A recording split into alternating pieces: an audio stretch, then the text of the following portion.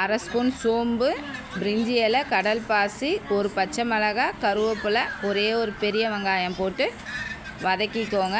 3/4 spoon இஞ்சி பூண்டு போட்டுக்கோங்க. ஒரே ஒரு தக்காளி சேர்த்துக்கோங்க. அது கூடயே உப்பு போட்டு நல்லா தக்காளி மேட்ச் ஆனவுடனே வாழைக்காவை சேர்த்து மிக்ஸ் பண்ணி வெறும் மிளகாத்தூள் சேர்த்து ஒரு 10 நிமிஷம் சிம்மிலேயே வச்சு வதக்கி எடுத்திங்கன்னா சூப்பராக ரெடி ஆகிடும். கொஞ்சம் கொத்தமல்லி, 1/2 ஸ்பூன் கரம் மசாலா போட்டு மிக்ஸ் பண்ணி எடுத்துக்கோங்க. சூப்பராக இருக்கும். அரைக்கீரை புளி போட்டு கடைய போகிறோம்.